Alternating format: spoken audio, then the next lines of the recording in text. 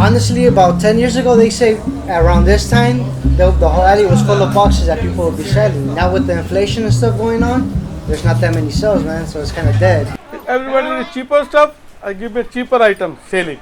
Maybe business good. Right now, big challenge. Yeah. It's very, economy is very down. Hey, it's just Cali, man. It's Cali, baby. We got it all, you know? Yeah, it's Cali. We as a society have entered a new era of consumerism, a marketplace dominated by luxury designer brands with a mentality of wealth, whether it be counterfeit or not. For centuries now, the handbag has stood as the social symbol of economic status. Today, the average cost of a handbag is now $3,800, already doubling the $1,500 average in 2006. For many, this average cost of a designer handbag is more than most make per month, but the need for designer goods perpetuated by the lust of social status makes the value in such a product worth it. This deranged mentality has birthed a first world problem to the maximum, along with a global industry of counterfeit goods now estimated to be worth over $3 trillion annually. To understand this trillion-dollar industry, we've taken a first-hand dive into the day-to-day operations of this illicit marketplace. Yeah, my name is Jonathan. I'm the owner of idolized Studios. Yeah, I'm Ivan. I'm the founder, creative director of Basilica. And then can you tell the story of how you got started like selling bootlegs? I started selling bootlegs because I was collecting a bunch of bootleg music tees a few years ago when I was kind of discovering my love and interest in vintage, and yeah, started curating and collecting a bunch of artists from like the 90s that I listened to, and a bunch of the tees that I was curating and collecting for myself some were licensed, but some were also bootlegs, which were like graphic tees with music artist prints on them from the front and on the back graphics as well. So the way I started designing t-shirts was making bootlegs, because I was super into like old rap tees like back then when it was like popping off, but all of them were so fucking expensive that I was just like, oh, I'll just like make my own. And that's how it started. Before it was even called Basilica, I was just making bootlegs that I wanted to see, because like I felt like I could just think of like a shirt that I would like want to find in a thrift store and just like make it. And people liked it. I was like started posting them on Instagram, and eventually it just like turned into Basilica and it turned into a clothing brand. But yeah, I just wanted to do bootlegs. Shit, I had an uncle that used to smoke crack, man. And this is how he used to smoke crack. He used to bootleg shirts and come back and smoke crack all day. But he used to always tell me that the business was good. I started off when I was 16. You know what I'm saying? I was supposed to be in school, but the money was good. You know what I'm saying? So I ended up bootlegging, you know what I'm saying, and started making a lot of money. My first shows was Monster Jam and motherfucking Bow Wow. You know what I'm saying? That was my little first shows when I first started doing it. The notion surrounding bootleg culture has often been stigmatized by luxury brands and those of high economic status. A narrative that bootlegs are dangerous illegal products has been the argument against bootleg culture since Al Capone was making illegal booze during the Prohibition period. Is bootlegging really this bad though? At the end of the day, a purse is just a purse and a can of beer just that.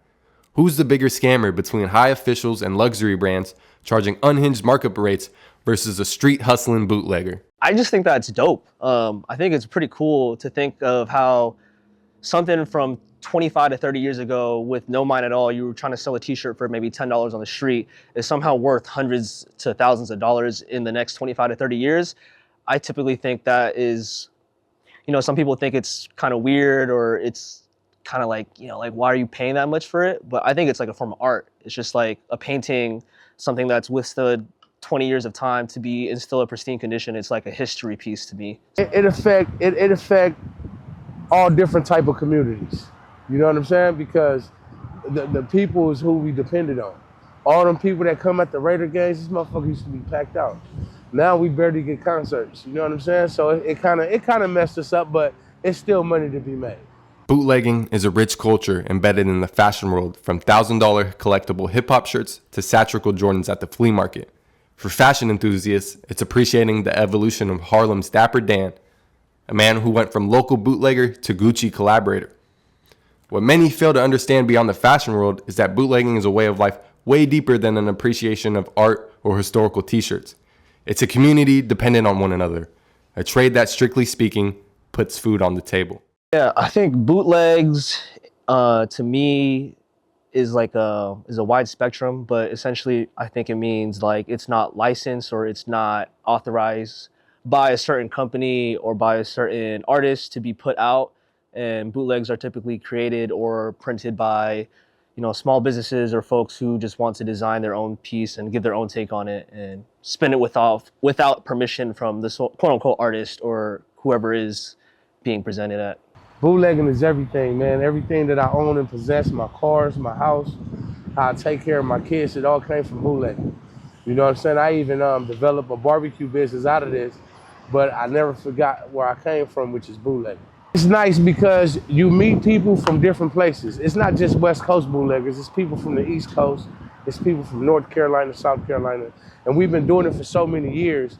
We call and we ask about different shows. How's this show? How is this show? Is it police on this show? Should we do this? How many should we print? What shirt should we go with? So we communicate, yeah, of course. All in all, bootlegging is much more than just a battle of good versus evil or rich versus poor.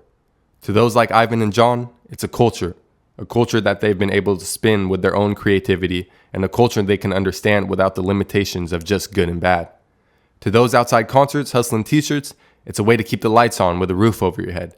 To the kids waking up in the morning to open up shop in Santee Alley, it's the American dream, a life of upward mobility in the land of opportunity. To them, it's a lifestyle they were taught, which they've mastered simply to make ends meet.